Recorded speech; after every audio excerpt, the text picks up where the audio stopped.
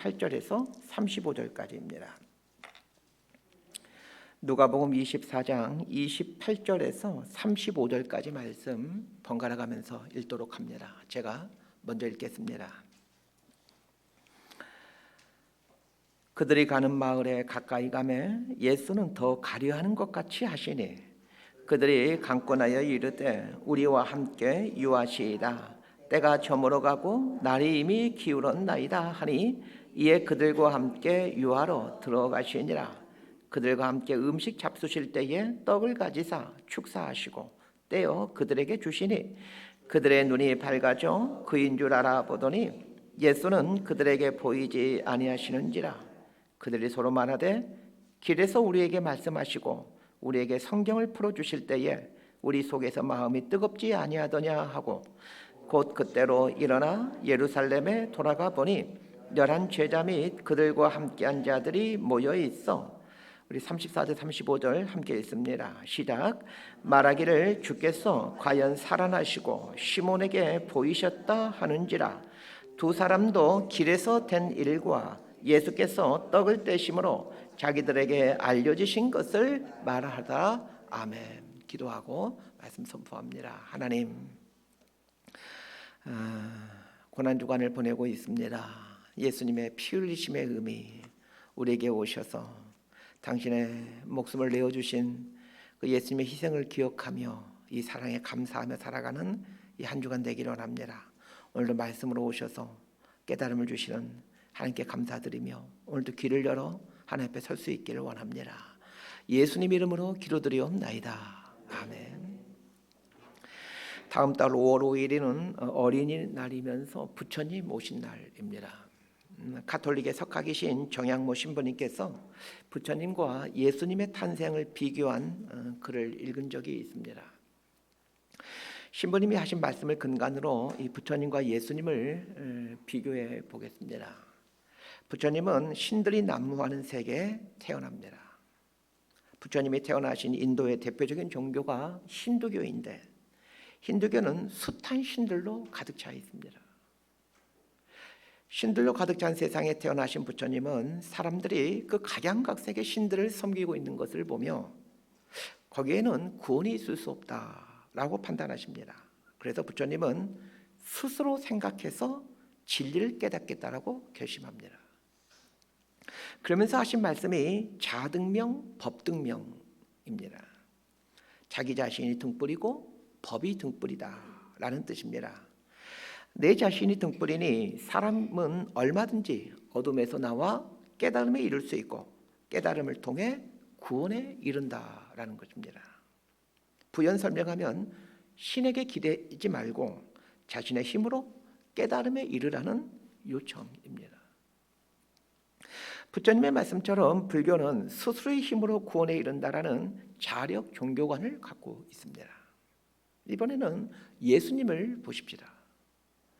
예수님이 태어나신 상황은 부처님이 탄생한 상황과 전혀 다릅니다. 예수님은 신들의 횡포가 난무하는 세계가 아니라 유일신의 신앙 세계 속에서 태어나셨고 유일신을 신앙하는 세계에서 자라십니다. 전 세계에서 유일하게 유일신 신앙을 갖고 있는 곳이 이스라엘 땅이었는데 예수님은 그 이스라엘에서 태어나 자라십니다. 부처님이 수많은 신들이 있는 세상에 태어나심으로 신을 배척하는 주장을 했다라면 예수님은 유일신을 믿는 세상에 태어나 그 신을 믿는 신앙 행태를 정화시키기 위해서 애를 쓰셨습니다. 예수님이 태어나 자란 이스라엘이 믿고 있는 하나님은 율법을 주시고 그 율법대로 심판하시는 하나님이십니다. 실제 하나님이 그렇다는 얘기가 아니라 이스라엘 사람들이 하나님을 그렇게 인식하고 있었다라는 말입니다. 그러게 이스라엘 백성들은 율법을 잘 지키고 있는 모습을 하나님께 보여주는 것이 하나님을 바르게 믿는 것이다라고 생각해 왔습니다. 예수님은 이런 율법이 지배하는 땅에 오셔서 율법의 하나님을 말씀하지 아니하시고 사랑의 하나님을 말씀하십니다. 그렇게 함으로 하나님을 잘못 신앙하고 있는 세계에 하나님을 바르게 신앙하는 법을 가르쳐 주십니다. 율법을 행함으로 하나님을 신앙하는 것이 아니라 하나님을 사랑함으로 또 사람을 사랑함으로 하나님을 신앙하는 것을 말씀해 주십니다. 종교의 지향점이 구원이라고 할 때 불교와 기독교는 정반대의 접근을 합니다. 불교는 자신의 깨달음, 즉 자력으로 구원을 얻는다라고 말하고, 기독교는 외부로부터 온다라는 타력 구원을 이야기합니다. 불교를 비롯한 대부분의 종교는 자력 구원, 스스로의 힘으로 구원에 이른다라는 것을 이야기하는 반면, 우리 기독교는 내 힘으로는 도저히 구원에 이를 수 없고 예수님을 통해 구원에 이른다라고 말을 합니다. 그래서 기독교에서는 믿음을 중요하게 여깁니다. 자, 여기서 문제가 생깁니다. 기독교는 믿음을 강조하는 종교인데, 그럼에도 우리는 아무것도 안 하고 믿기만 하면 되느냐라는 것입니다. 예, 믿기만 하면 됩니다. 자, 그런데 그 우리가 생각하는 믿음과 성경이 말하는 믿음은 조금 다른 것 같습니다. 우리가 생각하는 믿음은 믿습니다, 이런 뉘앙스입니다. 쉽게 말하면 예수님이 십자가에 달려 죽으심으로 내 죄가 다 용서받았습니다 라는 것을 인정하고 받아들이고 아는 것, 이런 뉘앙스입니다. 달리 표현하면 지적인 동의 수준입니다. 그러나 성경이 말하는 믿음은 지적인 동의 수준을 뛰어넘습니다. 믿음이라는 헬라어 단어는 피스티오인데, 이 피스티오라는 단어는 피스티스라는 말에서 출발합니다. 피스티스라는 말은 두 가지의 뜻을 가지고 있습니다. 설득이라는 뜻과 충성이라는 뜻입니다. 성경에서 말하는 믿음이란 설득당하는 것입니다. 믿음이 있다라는 말은 설득당했다라는 뜻입니다. 믿음의 두 번째 뜻이, 이 피스티스의 단어의 두 번째 뜻이 충성인데, 충성이라는 한자어를 풀이하면 마음 중심으로 이룬다입니다. 그 충자를 보십시오. 가운데 중자에 마음 심자가 있고, 성자를 보게 되면 말씀 안에 이룰성을 되어져 있습니다. 믿음이라는 헬라어 단어 피스티스가 설득과 충성의 뜻이라고 했는데, 이 두 개의 의미를 조합하면 믿음이 무엇인지를 알게 됩니다. 믿음이란 하나님께 설득되어 그 하나님께 설득된 것을 마음 중심으로 이루어가는 것이라고 정의할 수 있습니다. 너무 중요하니까 이 부분을 반복해 드리겠습니다. 자막을 보시고 제가 읽어드릴 테니 한번 잘 들어보십시오. 믿음이란 하나님께 설득되어 그 하나님께 설득된 것을 마음 중심으로 이루어가는 것. 자, 그러면 하나님께 설득되는 것이 믿음의 시작인데, 하나님께 설득된다라는 말을 깊이 생각하면 하나님이 나에게 찾아온다라는 것을 전제합니다. 하나님이 내 삶에 찾아오셔서 나를 설득하지 않으셨다면 결단코 믿음을 가질 수 없기에, 그래서 믿음조차도 하나님의 선물이고 하나님의 은총이다라고 말하는 것입니다. 자, 여기서 중요한 문제가 발생합니다. 내 삶에 찾아오시는 하나님께 설득당하는 것이 믿음인데, 하나님께 설득당하기 위해서, 그리고 하나님께 설득당한 것을 내 마음 중심으로 이루어가기 위해서 내가 해야 될 것은 아무것도 없는가 하는 것입니다. 내가 해야 될 것이 있습니다. 오늘은 내 삶에 찾아오시는 하나님께 설득당하는 것이 믿음인데, 좀 더 잘 설득당하기 위하여 내가 해야 될 일이 있는데, 그것에 대해서 이야기해 보려고 합니다. 지난 시간부터 이 눈에 대한 이야기를 하고 있습니다. 예수님이 부활하시던 날 엠마오로 가던 두 제자에게 부활하신 예수님이 오셔서 한참 동안이나 대화를 하셨음에도 예수님이신 줄 알아보지를 못합니다. 그 이유에 대해 성경은 제자들의 눈이 가리워져 있었기 때문이다라고 말을 합니다. 반면에 저녁 식사 시간대에 엠마오 두 제자가 예수님과 식사를 하면서 근데 예수님이심을 알아보게 되는데, 예수님이신 줄을 알아보게 된 것을 설명하면서 그들의 눈이 밝아졌기 때문이다라고 얘기를 합니다. 즉 눈이 가리워지면 예수님이심을 보지를 못하고, 반대로 눈이 밝아지면 예수님이심을 발견하게 된다는 것입니다. 예수님의 다른 이름은 임마누엘입니다. 우리와 함께 하시는 하나님이라는 뜻입니다. 임마누엘이라는 이름처럼 예수님은 우리와 늘 함께 하시지만 우리가 예수님을 보지 못하는 이유는 우리의 눈이 가리워졌기 때문입니다. 지난 시간에 엠마오 두 제자의 눈이 가리워진 이유를 설명하면서 두려움 때문에 눈이 가리워졌다라는 말씀을 드렸습니다. 종교 지도자들에게 잡히게 된다라는 두려움이 두 제자의 눈을 가리워 예수님이 옆에 계셨지만 예수님을 알아보지를 못했다라고 말씀드렸습니다.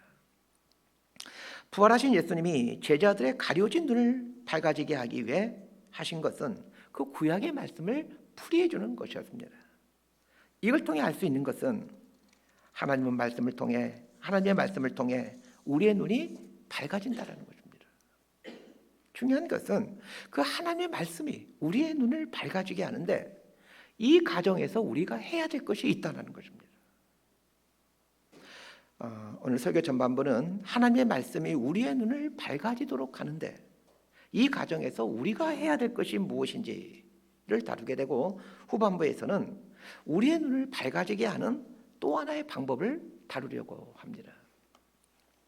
자, 28절과 29절 말씀 함께 읽도록 합니다. 시작. 그들이 가는 마을에 가까이 가매 예수는 더 가려하는 것 같이 하시니 그들이 강권하여 이르되 우리와 함께 유하사이다. 때가 저물어 가고 날이 이미 기울었나이다 하니 이에 그들과 함께 유하러 들어가시니라. 지난주일 설교를 듣지 못한 분들과 또 교회 문을 나서는 순간 한쪽 귀로 다 나가버리는 은사를 갖고 있는 분들을 위해서 지난주 설교 내용을 간단하게 요약해 드리겠습니다. 예수님이 부활하던 날, 즉 주일날 오후 한 4시나 5시쯤 예수님의 제자 2명이 예루살렘을 떠나 엠마오로 가고 있습니다. 여기서 말하는 예수님의 제자란 12제자가 아니라 70인 제자 중에 2사람이라고 말씀드렸습니다. 엠마오는 예루살렘에서 10km 정도 떨어진 곳인데 왜 이 2제자는 예루살렘을 떠나 엠마오로 가고 있었던 것입니까? 예수님이 부활하던 날, 예수님이 부활했다라는 소식을 들은 종교 지도자들이 예수님의 부활 소문을 차단시키기 위해 예수님의 제자들을 체포하려고 혈안이 되어 있었기에 2제자는 엠마오로 도망가고 있었습니다. 당연히 이 2제자는 두려움으로 가득 차 있었다는 것을 쉽게 짐작할 수 있습니다. 2제자가 엠마오로 가고 있는데 웬 낯선 남자가 오더니 함께 동행합니다. 이 낯선 남자가 부활하신 예수님이었습니다. 그런데 부활하신 예수님이 이 2제자와 동행하며 한참을 이야기함에도 2제자는 예수님이신 줄 전혀 알아채지를 못합니다. 그러자 예수님은 구약 성경 말씀을 풀이해주며 메시아가 고난당하고 3일 만에 부활하게 된다라는 이 구약의 말씀들을 설명해 주십니다. 여기까지가 지난 시간 본문의 줄거리입니다. 오늘 본문을 보면 예수님과 한참 이야기하다 보니까 이제 엠마오에 도달하게 됩니다. 2제자는 날이 저물어 엠마오에서 유숙하고자 하는데 예수님은 더 가려워하십니다. 그래서 2제자가 예수님을 설득하죠. 날도 저물었고 이 밤에 어디를 가려 하느냐, 우리와 함께 유숙하자, 이렇게 설득했을 겁니다. 제자들의 설득에 의해 예수님이 2제자와 함께 유숙하게 됩니다. 아직까지도 이 2제자는 이 낯선 남자가 부활하신 예수님이라는 것을 전혀 모르고 있습니다. 그런데 저녁 식사를 같이 하게 되는데 이때 이 낯선 남자가 부활하신 예수님이라는 것을 알아차리게 됩니다. 자, 30절과 31절 말씀 함께 봅니다. 시작. 그들과 함께 음식 잡수실 때에 떡을 가지사 축사하시고 떼어 그들에게 주시니 그들의 눈이 밝아져 그인 줄 알아보더니 예수는 그들에게 보이지 아니하시는지라. 제자들이 2제자가 예수님이신 줄 알아차리게 되는 과정을 한번 잘 보십시다. 음식을 먹으면서 제자들의 눈이 밝아져 예수님이신 줄 알게 되었다라고 말하고 있습니다. 오늘 본문을 보면서 가장 먼저 찾아내야 될 교훈이 있습니다. 예수님은 우리 삶에 찾아오시는 분이시라는 것입니다. 두 제자가 부활의 현장인 예루살렘을 떠나 엠마오로 갑니다. 우리 인생이 이렇다라는 것입니다. 이 엠마오 두 제자의 인생을 잘 묵상해 보면 우리의 삶이 이렇구나라는 것을 알게 됩니다. 인생은 부활의 현장, 하나님이 살아 역사하신 현장, 믿음의 현장을 떠나 다른 곳으로 가고자 하는 습성이 있다는 것입니다. 여러 가지 이유로 사람들은 하나님이 살아 역사하시는 현장, 하나님을 예배하고 경험하는 현장에서 멀어지고자 합니다. 두 제자도 마찬가지였습니다. 그런데 부활의 현장에서 점점 멀어져 가고 있는 두 제자에게 부활하신 예수님이 찾아오시더라는 것입니다. 그렇습니다. 예수님은 우리 삶에 찾아오시는 분이십니다. 내가 예수님을 찾아가는 것이 아니라 예수님이 나에게 찾아오신다라는 것이 우리 기독교 신앙을 이해하는 출발점입니다. 이걸 이해하지 못하면 이 건강한 기독교 신앙을 갖기가 어렵습니다. 창세기에 보면 믿음의 조상 아브라함에 대한 이야기가 나옵니다. 아브라함의 별명이 믿음의 조상인데 이 별명보다 더 성경적인 별명은 믿음의 모델입니다. 아브라함은 믿음의 모델입니다. 믿음이 무엇이고 인간은 어떤 과정을 통해 믿음이 생기는가를 알려주는 샘플이 아브라함입니다. 하나님께서 아브라함에게 찾아오십니다. 아브라함이 하나님을 찾아가는 것이 아니라 하나님이 아브라함에게 찾아오십니다. 우리도 마찬가지입니다. 내가 하나님을 찾아간 것 같지만 그렇지 않습니다. 부모를 통해, 친구를 통해, 배우자를 통해, 자식을 통해, 누군가를 통해 하나님은 내 삶에 찾아오십니다. 아브라함에게 찾아오신 하나님께서 그 다음에 하신 일이 말씀을 주신 일이었습니다. 부활하신 예수님도 엠마오 두 제자에게 찾아오셨습니다. 그리고 말씀을 풀이해 주십니다. 우리도 마찬가지입니다. 누군가를 통해 내 삶에 찾아오신 하나님은 말씀을 들려주십니다. 목사님을 통해서라든지 아니면 성경 공부를 통해서라든지 말씀을 들려주십니다. 이때 우리가 해야 될 것이 있다는 것입니다. 오늘 설교의 첫 번째 메시지가 이것입니다. 하나님께서 내 삶에 찾아오시고 그 다음에 말씀을 풀어주시는데 이 과정에서 이때 우리가 해야 될 것이 있다는 것입니다. 오늘 본문을 잘 보십시오.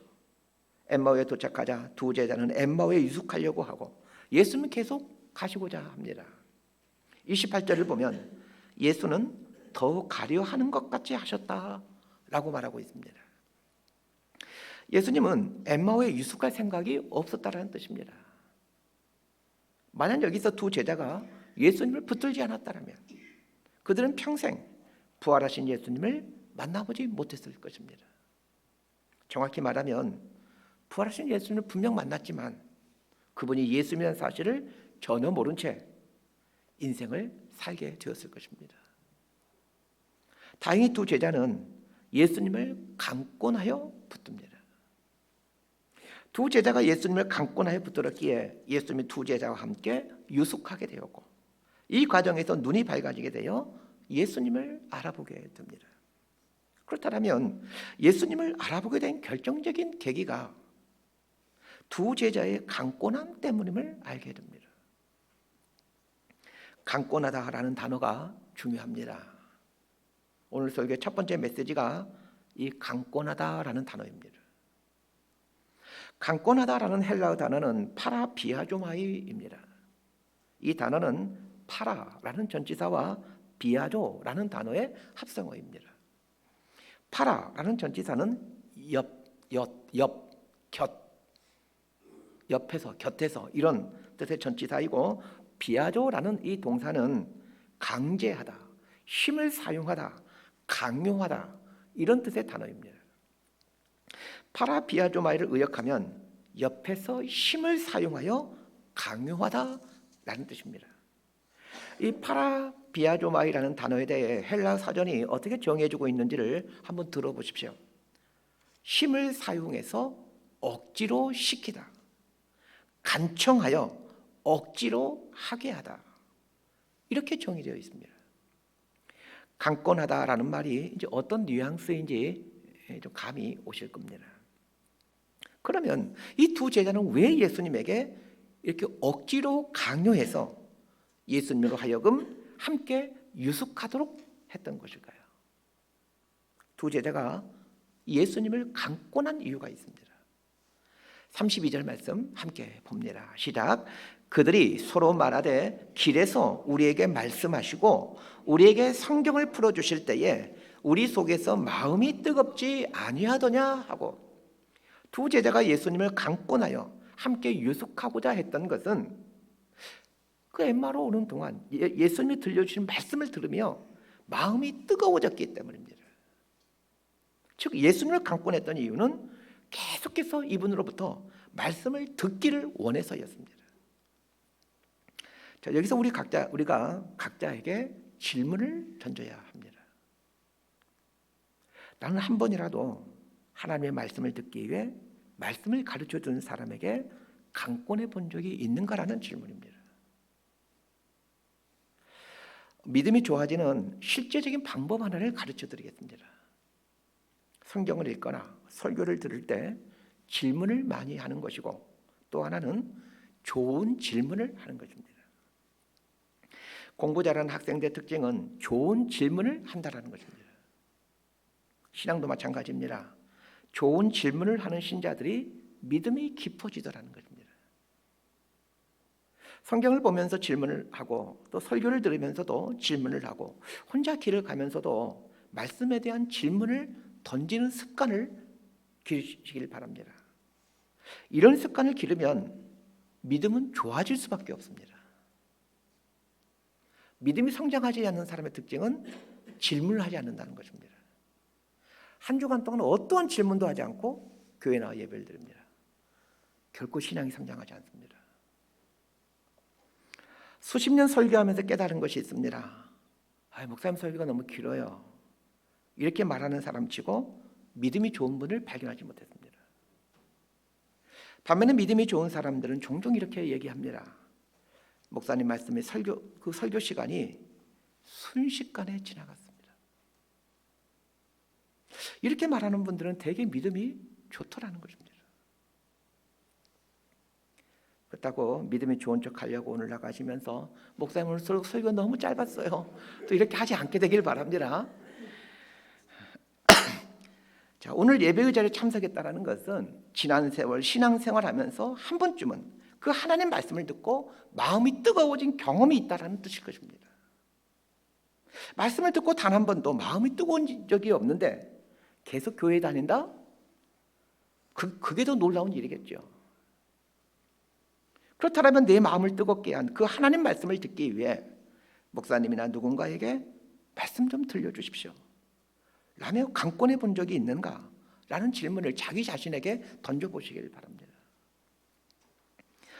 저는 월요일에 서울 강남에서 목회하는 친구 2명이 이제 저희 교회에 와서 이제 교제를 나누는 시간을 가졌습니다. 그 친구에게 들은 이야기입니다.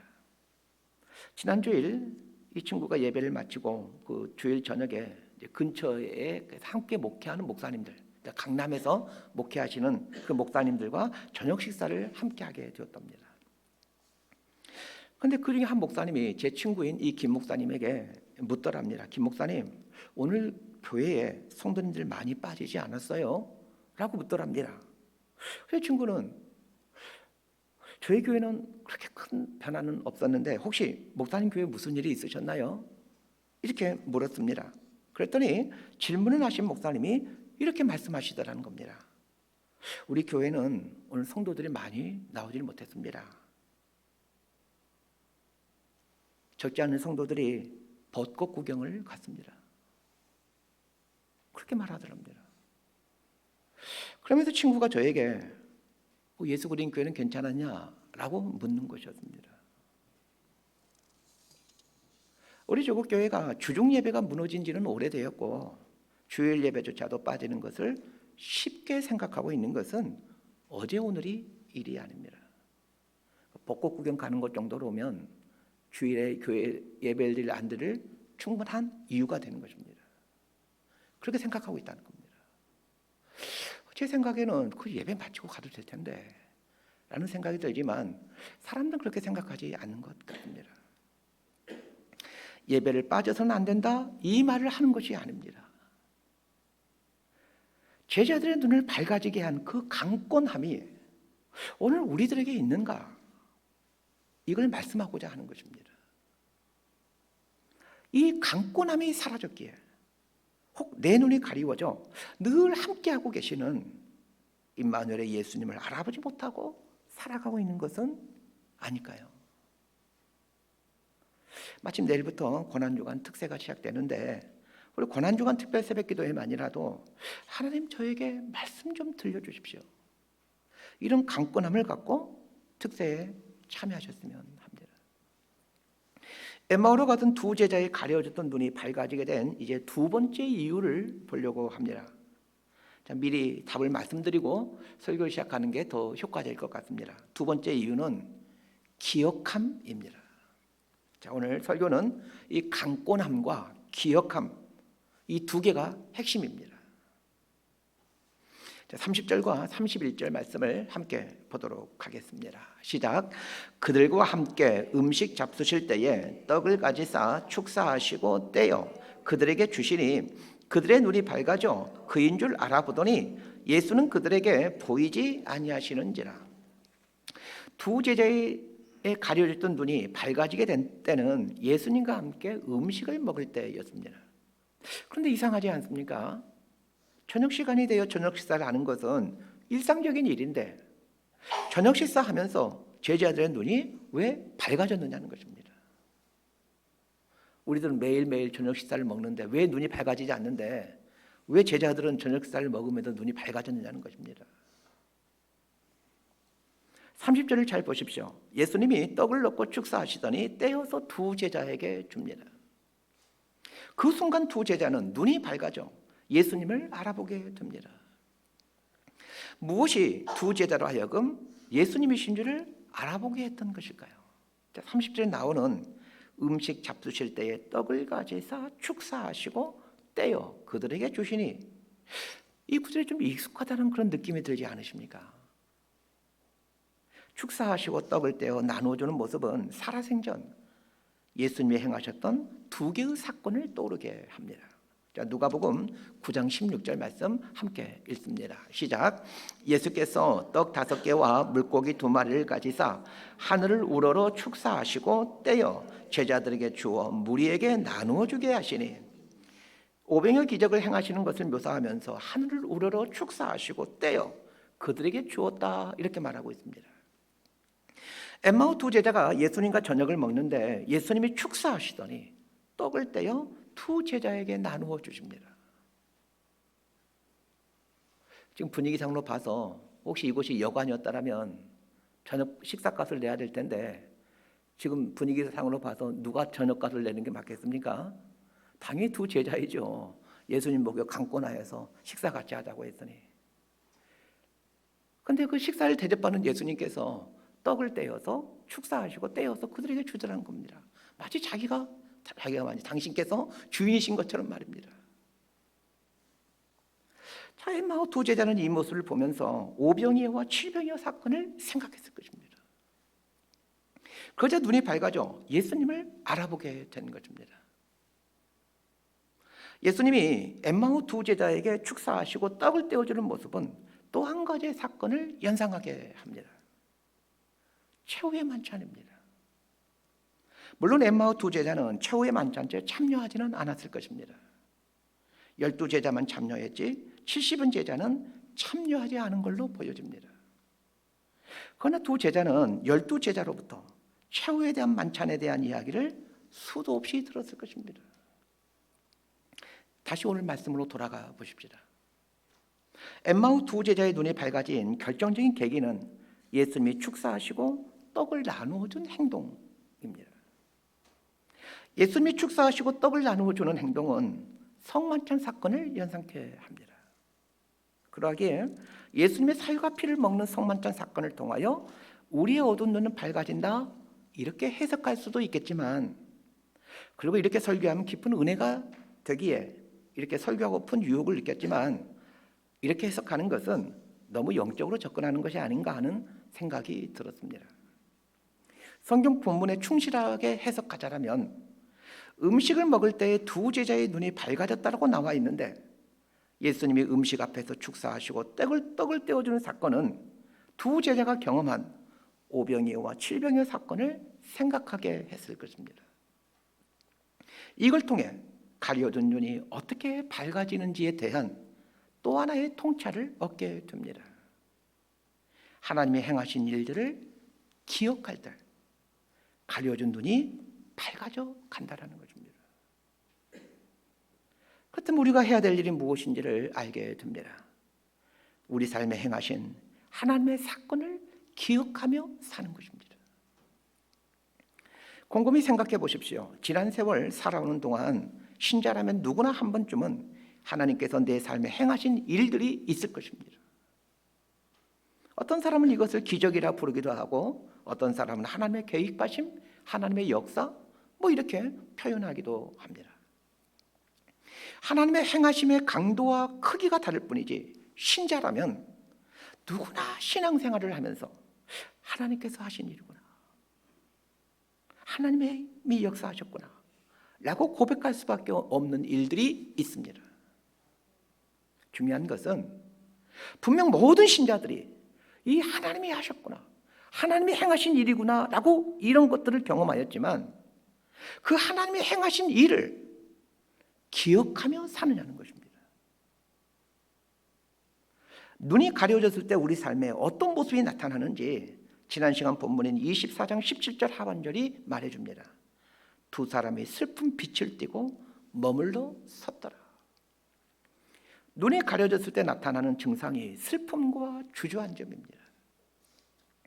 내 삶이 슬픔과 절망으로 주저앉아 있거나 멈춰 서 있는 상태라면 내 눈이 가려져 있구나 라고 판단하시면 됩니다. 그러면 어떻게 이 가려진 눈을 밝게 할 수 있느냐는 것입니다. 지난날 내 삶에 하나님의 행하신 일을 기억하는 것입니다. 그런데 대부분의 성도들은 슬픔과 절망으로 주저앉아 있을 때 하나님이 내 삶에 행하신 일들을 기억하려고 하질 않고 나를 주저앉힌 그 사건만 깊이 생각을 합니다. 신명기는 모세가 죽음을 앞두고 이스라엘 백성들에게 남긴 유언적 성격의 설교입니다. 그래서 신명기를 모세의 유언 이렇게 이해해도 무방합니다. 모세의 유언인 신명기에 보면은 기억하라라는 말이 유독 많이 나옵니다. 챗 GPT에게 물어봤습니다. 신명기에 기억하라라는 말이 몇 번 나오니? 이렇게 물어보니 몇 초 만에 9번 등장합니다 라고 답해 주었습니다. 챗 GPT 때문에 설교하는데 많은 도움이 됩니다. 신명기에 기억하라라는 말이 몇 번 나왔는지를 제가 직접 찾아보려면 많은 시간이 걸릴 텐데 이 챗 GPT 때문에 시간을 아끼고 있습니다. 모세가 이스라엘 백성들에게 유언을 남기면서 기억하라라는 말을 9번이나 했다라는 것은 기억하는 일이 신앙생활에서 얼마나 중요한지를 말해주는 것입니다. 신명기의 주제가 하나님 백성은 하나님 말씀에 순종하는 삶을 살아야 된다인데, 조금 더 부연 설명하면 하나님 말씀에 순종하는 삶을 살기 위해서는 하나님이 행하신 일을 기억하는 삶을 살 때 가능하다입니다. 그렇습니다. 하나님께 순종하는 삶을 사는 비결이 하나님이 행하신 일을 기억하며 사는 것입니다. 그런데 그 챗 GPT가 신명기에 기억하라는 말이 9번 나옵니다 라고 답했지만 제 느낌상 더 많이 나왔던 것 같은데 라는 생각이 들었습니다. 그래서 성경을 찾아봤더니 17번이 나옵니다. 제가 질문을 기억하라 라는 말이 몇 번 나오니 이렇게 물으니까 기억할지니라 기억하고 이런 말은 계산하지 않고 기억하라 라고 표현된 것만 9번이라고 답을 했던 것입니다. 기억할지니라, 기억하고 이런 말까지 하면 17번이 등장합니다. 신명기의 내용이 하나님의 백성은 하나님 말씀에 순종하며 살아야 된다라가 주제인데 기억하라 라는 말을 17번이나 해주고 있다는 것입니다. 이 말은 무슨 뜻입니까? 하나님의 백성은 하나님이 하신 일을 기억하며 살게 될 때 하나님의 백성답게 살 수 있다라는 말입니다. 제 인생에도 참 힘들 때가 있었습니다. 엠마오 두 제자처럼 슬픔과 주저앉음을 맞이할 때가 있었습니다. 그 중에 가장 큰 슬픔과 가장 절망스러운 주저앉음의 때는 교회를 개척하는 해인 2010년도입니다. 예수님을 인격적으로 만난 대학생 이후로는 웬만한 일로는 잘 절망하지 않았는데 그때는 정말 힘이 들었습니다. 목사인데도 주일에 교회에 나가질 않았습니다. 제 아내에게 나 이제 목사 안 할 거다 라고 이야기하고 목회하지 말아야 되겠다 라고 결심했습니다. 그런데 지금 목회하고 있지 않습니까? 어떻게 다시 일어설 수 있었을까요? 비결은 간단합니다. 지난날 내 삶에 하나님께서 어떤 일을 하셨는지를 생각했습니다. 하나님께서 지난날 내 삶에 어떤 일을 하셨는지를 기억하다 보니까 어느 순간 교회를 세워야겠다는 마음이 생겨 있었습니다. 그러면서 나도 모르게 교회를 개척할 장소를 알아보기 위해 다니고 있더라는 것입니다. 상가를 얻을 돈도 없고 성도도 없지만 예배드릴 장소를 얻기 위해 그 처박혀 있던 집을 나와 어디론가 막 다니고 있더라는 것입니다. 모세가 죽어가면서 이스라엘 백성들에게 유언을 남기면서 기억하라라는 말을 17번이나 했던 이유가 무엇이겠습니까? 하나님의 백성들은 하나님의 말씀에 순종하는 삶을 살아야 되는데 하나님이 행하신 일들을 기억하며 살 때 순종하는 삶을 살 수 있었기 때문입니다. 오늘 본문에 나오는 두 제자를 보십시오. 두 제자 입장에서는 스승이신 예수님이 십자가에 달려 돌아가신 상태이니 어찌 절망이 되지 않을 수 있겠습니까? 더군다나 이런 상황에서 그 막강한 권력을 갖고 있는 종교 지도자들이 제자들을 잡는데 혈안이 되어 있으니 어찌 절망이 안 될 수 있겠습니까? 우리 생각으로는 부활하신 예수님이 짠하고 나타나시면서 나 부활했다 라고 말씀하시면 제자들이 금방 회복될 것 같은데 예수님은 그렇게 하지 않으셨습니다. 5병의 기적과 7병의 기적을 행하신 예수님을 기억하실 수 있도록 축사하시고 떼어 제자들에게 나눠주는 일을 하시더라는 것입니다. 무슨 뜻입니까? 그리스도인들의 눈을 밝아지게 하는 비결을 알려주시는 것입니다. 하나님이 행하신 일을 기억할 때 그리스도인들은 눈이 밝아져 다시 일어서게 된다는 것입니다. 말씀 정리합니다. 이 땅에 살았던 사람들 중 예수님이 행하신 기적을 가장 많이 보고 예수님의 말씀을 가장 많이 들은 한 사람을 들라고 한다면 당연히 예수님의 수제자인 베드로일 것입니다. 예수님이 행하신 기적을 숫자로 표현하면 얼마나 될까요? 요한복음 마지막 장 마지막 절인 요한복음 21장 25절에서는 이렇게 말해주고 있습니다. 예수께서 행하신 일이 이외에도 많으니 만일 낱낱이 기록한다면 이 세상이라도 이 기록된 책을 두기에 부족할 줄 아노라.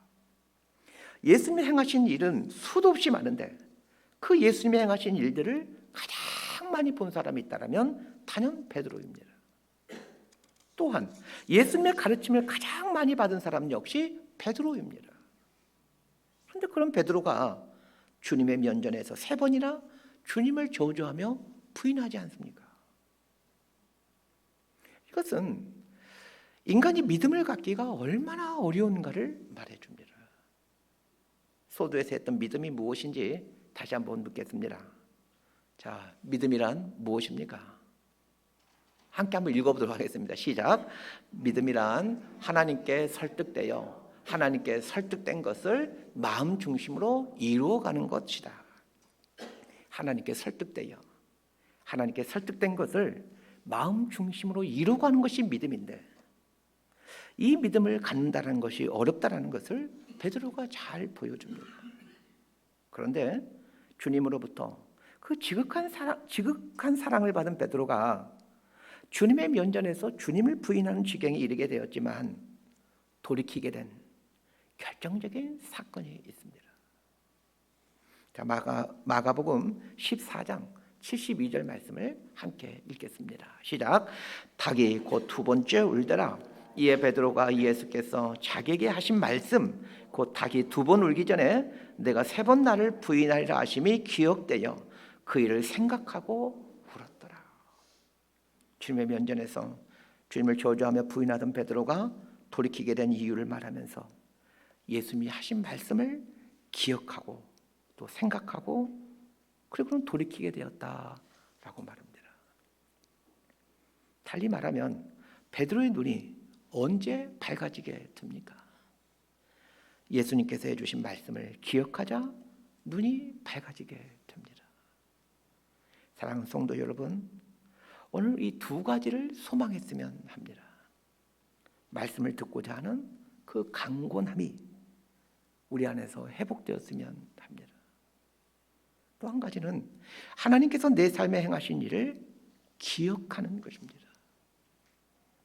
강권함과 이 기억함을 갖고 살아갈 때 우리 눈은 밝아져 가고, 그때 우리 삶에 함께 하시는 임마누엘의 예수님을 보며 살게 됩니다. 이렇게 신앙생활 해가는 저와 여러분의 삶이 되기를 진심으로 소망하고 축복합니다. 기도하겠습니다. 하나님, 우리 삶에 강권함이 회복되게 하여 주옵소서. 말씀을 들려주십시오라는 강권함이 회복되게 하여 주옵소서. 마음을 뜨겁게 했던 그 하나님 말씀을 알고자 하는 뜨거움이 회복되게 하여 주옵소서. 하나님, 지난 우리 삶에 행하신 하나님의 숱한 일하심들을 기억하며 살게 하여 주옵소서. 내 삶에 행하셨던 하나님의 일하심을 기억하며 하나님의 사랑하심에 감격하게 하시고, 그리고 무릎 꿇게 하여 주옵소서. 그래야 내 삶에 늘 함께 하시는 예수님을 보는 기쁨을 회복하게 하여 주옵소서. 예수님 이름으로 기도드리옵나이다. 아멘.